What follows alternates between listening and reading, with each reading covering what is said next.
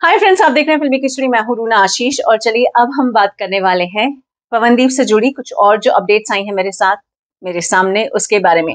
अपनी previous story में आपको बता ही दिया था कि कैसे मोदी साहब और हमारे देश की राष्ट्रपति जी यानी कि मुर्मू जी के सामने पवनदीप ने अटल बिहारी वाजपेयी साहब को समर्पित होते हुए एक संगीतमय श्रद्धांजलि दी और बहुत सारी ऐसी बातें हुई जो बहुत सुंदर रही हैं, यादगार रही हैं। और पवन को तो अभी और आगे भागना है, पवन को अभी और बहुत सारी जगह पे परफॉर्म करना है।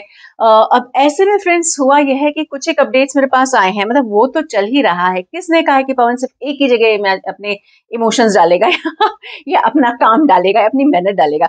पवन के कुछ और अपडेट्स आए हैं, वो मैं आपको बता दूं। पवन और अरुणिता इनका जो एक शो है दैट इज सुरों के चमकते सितारे, जो मैंने अपनी स्टोरी में अपनी बता भी दिया था कि कैसे मंगल मिश्रा जी के साथ मिलकर उत्तराखंड और उत्तर प्रदेश, इन दोनों प्रदेशों के टैलेंट को चुनने, निहारने और निखारने का काम ये तीनों लोग करने वाले हैं, तीन जजेस के तौर पर करने वाले हैं।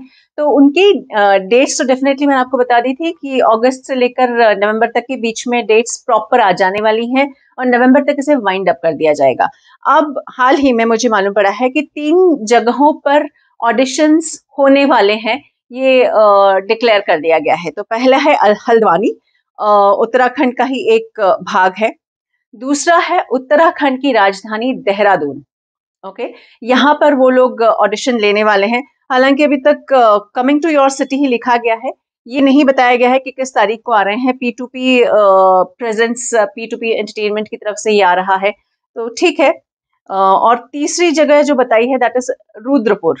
तो इन तीनों जगहों पर जितने भी संगीत के सितारे हैं जो चमकने के लिए तैयार बैठे हैं, जो अपने सुरों को चमकाना चाहते हैं और उनकी चमक से खुद चमकना चाहते हैं, तो सुरों के चमकते सितारे इस शो के लिए वो अपने आप को ऑडिशन दे सकते हैं, अपने आप को प्रूव कर सकते हैं। और साथ में तो ये तीनों रहने ही वाले हैं। तो ये एक इंफॉर्मेशन मेरे पास आई थी। और दूसरी एक और जो आई है वो है, इस पोस्टर की मैं बात करती हूँ, ये वाला। ओके, ये है मीठी माँ को आशीर्वाद, मतलब माँ का आशीर्वाद, कुछ इस तरीके से मुझे समझ में आ रहा है। ये बेसिकली एक फिल्म है और इसमें